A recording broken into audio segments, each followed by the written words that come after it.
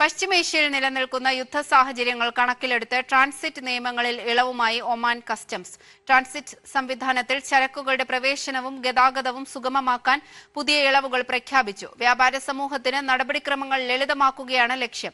ഒഴിഞ്ഞ കണ്ടെയ്നറുകൾക്ക് ഇനി customs declaration ആവശ്യമില്ലാതെ ഒമാനിലേക്ക് പ്രവേശിക്കാനും പുറത്തേക്ക് പോകാനും സാധിക്കും.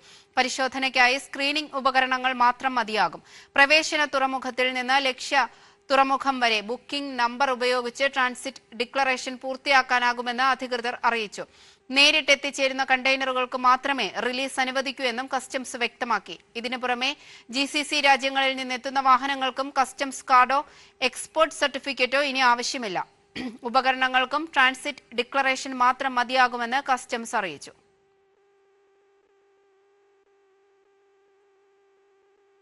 യേശുക്രിസ്തുവിന്റെ അന്ത്യത്താഴ വിരുന്നിന്റെ ഓർമ്മ പുതുക്കി ഒമാനിലെ ക്രൈസ്തവ വിശ്വാസികൾ പെസഹ ആചരിച്ചു. ഗാല ഹോളി സ്പിരിറ്റ് കാത്തലിക് ദേവാലയത്തിൽ നടന്ന ശുശ്രൂഷകൾക്ക് മലങ്കര കത്തോലിക്ക വികാരി ഫാദർ വർഗീസ് വാലിക്കോടത്ത് മുഖ്യ കാർമ്മികത്വം വഹിച്ചു. പ്രത്യേകം തയ്യാറാക്കിയ പുളിപ്പില്ലാത്ത അപ്പവും പാലും വിശ്വാസികൾക്ക് ഫാദർ വർഗീസ് വാലിക്കോടത്തും ഫാദർ ജോർജ് വടക്കൂട്ടും ചേർന്ന് മുറിച്ച് വിശ്വാസികൾക്ക് നൽകി. ചടങ്ങുകൾക്ക് സെൻട്രൽ യൂണിറ്റ് കമ്മിറ്റികൾ നേതൃത്വം നൽകി.